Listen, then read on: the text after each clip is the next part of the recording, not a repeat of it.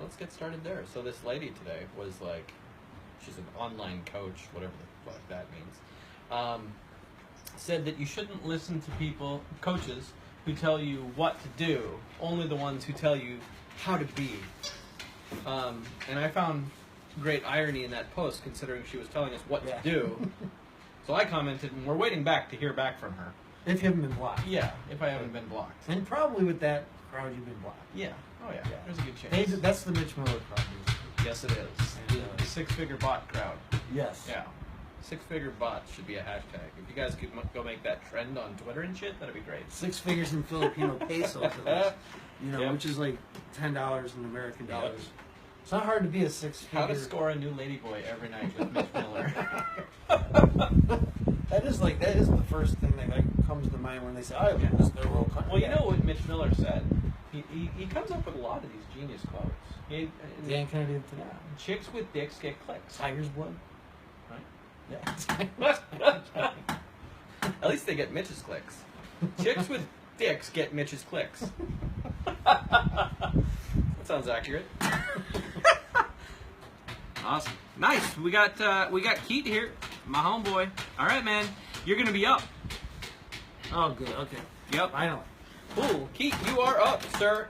This is all you, man. So, in the comments, if you can post what your product is, what you're doing. I know, but just so that everyone else knows, if you can dive into that for us in the comments, that'd be great, man, and we'll get started with you. Awesome. I knew he'd be one of the ones that would come through, man. He's one of the actual ones that listens to me and shit. So we actually do stuff. Yeah. Craig's another one, but he's being in the car and shit. I like Craig's politics. If I were Craig, I'd be like, fuck this car, and I would hop on the hot seat. I want to hear Craig talk about politics. Right? I miss the Craig versus Sean. Oh my God, I love it. They hate each other so much; it's amazing. Oh, it's so beautiful. Fun. Craig kind of took over in my wars against Sean, so I didn't have to anymore, and it was kind of a beautiful thing. Craig should be. He could have written books off of. Yeah, well, because Craig and I are pretty fucking in tune when it comes to politics, so I don't even need to say shit. I just I'll tag him and be like, just like it. Get him, Craig. What Craig said. It's kind of like my hi Ben. My new universal thing, if you guys see me on any post and I just say hi Ben and that's it, it means this post is stupid as shit and I'm getting him to come laugh at it with me. Basically, so you all know. So, hi Shane. Yeah. Craig says, her advice makes me feel like laughing a merry laugh. Yeah. Craig says, outsource politics. Hell yeah. Let's pin that comment since we got rid of his nudity one from before. Keith, where's your product, son? Let's do this. Apparently he left. He's like, fuck these guys. I don't really want their advice. I take it back. Yep. I rescind my... Oh shit, that's Shane and Ben. Never mind. I thought this was someone important like Mitch Miller. Okay, here we go. So, I have a resume writing business called I Love Your Resume, but I want to transition to online courses. Been struggling to determine how to make that switch. Most of my clients are black women, go boy, who I know struggle with finding jobs, so I want to create a course around that, but don't know how to find the biggest pain point. Okay. Alright, so that's pretty straightforward, right? One thing that actually Ben and I were talking about yesterday is going after... who you're going after in the market really matters, right? And it sounds like Keith's a lot like you and I, and it's a painful uphill battle, bro, to fight what you're doing here. Because you're going for people who have trouble getting jobs, right? Right. But there's also a segment of the market that won't have trouble getting jobs, and when they buy your stuff, they'll actually take action and go get the job. And then you get all these testimonials coming in. And they're always looking for better jobs because they're not satisfied with the job they have, so they always need resume stuff. So, I mean, that's one thing to think about, because Ben and I have been beating ourselves up about this, because, we both come from a background where we didn't have any money. You had to live in your office for a while, shitty, right? Yeah. I moved to this country in a minivan with a $300 minivan with a hole in the gas tank that spit gas on the road as I drove. So, I mean, we were pretty hard up at one point, and now we're not doing too bad. Right. We've got some sort of notoriety, even though the A-listers hate our guts. I live in a very crappy area here. Yeah. I don't know if you can hear the ocean. It's true. It's pretty ghetto. I can only see the ocean, but there's a house in my way. One house. There's a that's couple unacceptable. There's a couple little see-through views right there. It's true. You know, that's what sucks. If you squint real hard, you can see the ocean. It's just it's like one level up from the office. Yep. But you know. Yep. So okay. So so Keith, that is I guess kind of step one, but we'll assume that you don't want to do that because you want to take the hard way, like we did, which is good because we're good at that. So that is seriously something to consider, though, is maybe even target your courses to that set first so that you can get in a bunch of testimonials, you know, and reviews that say, hey, this is the shit, right? And then you can focus your copy on those black ladies that have trouble getting Well, see, that's jobs. my question would be, why focus just on black ladies? Like, you know, that's, I mean, I'm not saying you can't do Well, it. it kind of makes sense, right? Because we always tell people to niche down. Yeah, but I go the opposite when it comes to stuff like this. Yeah. Because it's such a big, like, I think of Lisa Rangel's business. Mm-hmm. If she just focused on like that, she would not be probably doing what she does. I'm not going to give her numbers away, but Isn't just that what say- she does too with the resumes? I think she goes after more of the high end. Yeah, she does like CEOs, But those are the ones C-level executives. Those are the ones I'm talking about. Like, why not go for the ones who are already spending money? They're always looking for jobs, and when they have a job, they're scared to death they're going to lose it. Yeah. So they always need a resume constantly. Yep. And they always want to keep it up to date.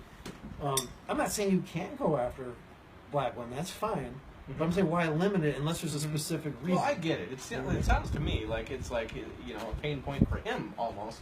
Yeah. That he wants to help those people. But you could help them all. That's my whole point. Yes. You can have a website just for them, but then have a website for another site. In fact, you could go to every race and have a different website and a different funnel.